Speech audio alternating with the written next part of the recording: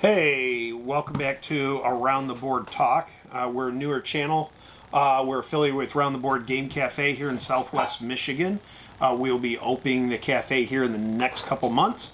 But the channel is going to be talking about all things board gaming related, non-video related. And so modern board gaming and wargaming. My history is in wargaming, so I have a passion there. And I was so lucky with Lock and Load Publishing was able to send me a playtest copy of this Point Blank V is for Victory. The V for Victory is not on this copy of the book, as this is a playtest copy. But I just wanted to throw a 5-minute video out there to talk about the game and let you know it is on Kickstarter right now. I had an opportunity to play the game. Really enjoyed the game. If you have any history at all or have heard of the game up front, it has some roots in that game, but it does some really interesting things that change up the strategy and the tactics. A main one is that you have a terrain deck and you have an action deck. So the terrain is not mixed into the action deck in this game. It is a card-driven game. You're using actions on the cards, as for when you need to roll dice. You're drawing cards off the deck, as your action deck is also your timer in this game. And then these two cards happen to be the same thing, but they'll have icons on there that tell you what actions that this card is going to allow you to do.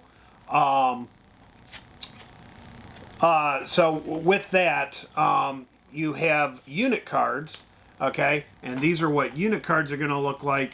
The units are going to have all the actions that they specialize in that you can have them do with certain cards if you don't have the right card. So this is an SS squad. They're able to do lots of things on their own if you don't have the right card. Where an infantry squad, not so much. The stats are right on the cards. You're using the cards and maneuvering the cards on the table and on a grid to interact with the other units and terrain. I'll show you a little bit of terrain here. You got a stone wall. You have a road. There's all sorts of terrain. I don't want to show too much because I know that they have unlocked the stretch goals.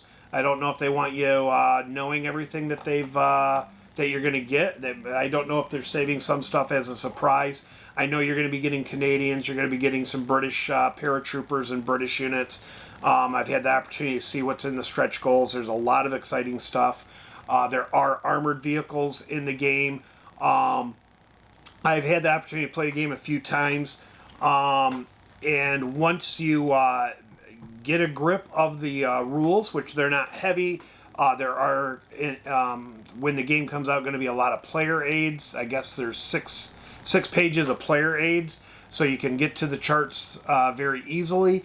When I was talking with Sean, the designer, that was my thing, is as long as you could get to the I have player aids where you can get to the charts. Everything moved pretty smoothly. I love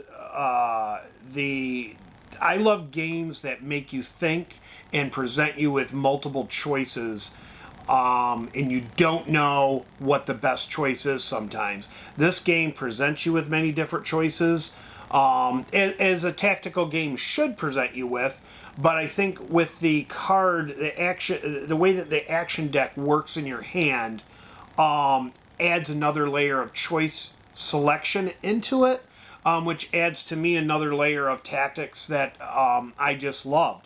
Because you're thinking out a couple turns ahead, looking at the cards that you have in your hand. There's always ways to use your cards. If you don't have the right cards, you're not stuck not being able to fire. There's always stuff you can do. You just have to tire your units. I believe if you're using a card for what it's not meant for, and you're activating an ability on their card. So you're always able to do something. If you don't have the cards, there's just a little bit of a penalty there. So anyhow, I just wanted to give a shout out. Look for them on Kickstarter. Point Blank V is for Victory. It's a very good game. I know that they've put years into playtesting this. He was very responsive to the input that I had. And from day one when I played this game, I found it to be very enjoyable. So look it up. I went all in. The collector's, I believe the collector's reward they called it, I put in for the bust. So I prefer people not doing that one, so I have a better chance of getting the bust. But I'm just joking. Go all in. Try to win that bust, and it's a great game. So thanks for watching. Hit the subscribe button, as that would really help us put out more content about games in all sorts of different genres. All right, thank you very much. Have a good day.